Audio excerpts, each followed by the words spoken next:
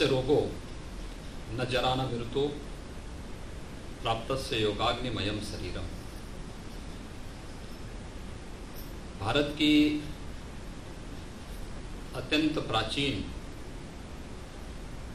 आध्यात्मिक परंपरा में योग का अत्यंत महत्वपूर्ण स्थान है। भारत की ऋषि परंपरा ने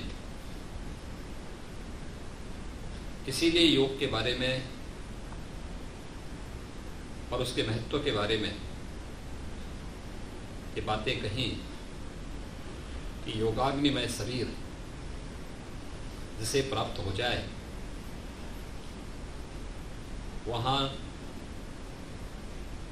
न रोग है, न बुढ़ापा है और न ही मृत्यु।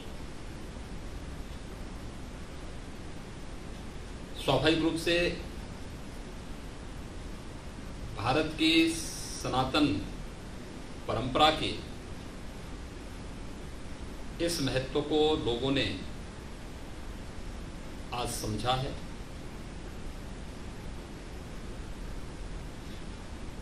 जब हम अंतर्राष्ट्रीय योग दिवस के 6ठे संस्करण में प्रवेश कर रहे हैं तो स्वाभाविक रूप से इसका और महत्व बढ़ जाता है। मैं सबसे पहले पूरे प्रदेश वासियों को अंतर्राष्ट्रीय योग दिवस के 6ठे संस्करण पर हृदय से बधाई देता हूं। हम सब आभारी हैं देश के यशस्वी प्रधानमंत्री श्री नरेंद्र मोदी जी का, जिनकी दूरदर्शिता और भारत की इस अत्यंत प्राचीन आध्यात्मिक परंपरा को उन्होंने वैश्विक मंच पर एक स्थान दिलाया। जब 21 जून की तिथि अंतर्राष्ट्रीय योग दिवस के रूप में मान्यता प्राप्त हुई और आज देखते ही देखते दुनिया के 193 से अधिक देश योग की इस परंपरा के साथ जुड़ करके भारत के साथ एक आत्मीय संवाद बना रहे हैं। भारत की इस ऋषि परंपरा के प्रसाद को वैश्विक मंच पर स्थापित करने के लिए हम प्रधानमंत्री मोदी जी का हृदय से अभिनंदन करते हैं। अंतर्राष्ट्रीय योग दिवस के इस वर्ष के कार्यक्रम में हम लोगों को कुछ बातों का सावधानी रखनी आवश्यक होगी। खासतौर पर जब पूरी दुनिया वैश्विक महामारी कोरोना से जूझ रही है। कोरोना वायरस भले ही किसी भी रूप में क्यों न हो, लेकिन इसका संक्रमण बहुत तीव्र है और इसलिए सावधानी आवश्यक है। सार्वजनिक स्थानों पर निकलने के पूर्व मास्क लगाना, 2 गज की दूरी का पालन करना, स्वच्छता के नियमों का पालन करना, ये अत्यंत महत्वपूर्ण है। पब्लिक गैदरिंग कहीं नहीं होने देना, यानी कहीं पर मास गैदरिंग नहीं होगी, बड़ी संख्या में लोग नहीं जुटेंगे।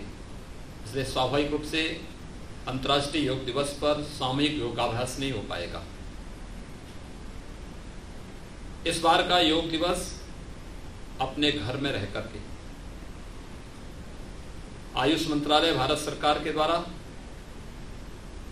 एक कॉमन योगा प्रोटोकॉल जारी किया गया है, जिसमें योगाभ्यास के बारे में, योग के विभिन्न आयामों के बारे में बड़ा विस्तार के साथ दिया गया है। हम इसका पालन करेंगे तो स्वाभाविक रूप से इसका लाभ हमें प्राप्त होगा।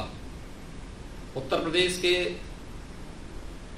आयुष विभाग ने भी इस संबंध में एक कंपटीशन का आयोजन भी किया है और इस संबंध में एक आवश्यक जानकारी से युक्त ऐप भी लॉन्च किया है। और मैं चाहूँगा कि सभी प्रदेशवासी, खासतौर पर योग के प्रति जिन लोगों में थोड़ी भी जागरूकता है, वे अगर इस अभियान के साथ जुड़ेंगे और योग दिवस के अंदर अपने योगाभ्यास के कार्यक्रम को, अपने फोटो को उसमें अपलोड करेंगे, तो स्वाभाविक रूप से उस कंपटीशन को एक पार्ट भी बनेंगे। उन्हें प्रदेश सरकार की ओर से सम्मानित भी किया जाएगा। मैं एक बार फिर से अंतर्राष्ट्रीय योग दिवस के अवसर पर प्रदेश के सभी योग प्रेमियों को हृदय से बधाई देता हूं, अपनी शुभकामनाएं देता हूं और विश्वास व्यक्त करता हूं कि योग दिवस हमारे न केवल भौतिक बल्कि आध्यात्मिक जीवन में भी निरंतर उन्नति और समृद्धि का मार्ग प्रशस्त करेगा। अंतर्राष्ट्रीय योग दिवस के अवसर पर आप सबको मेरी हार्दिक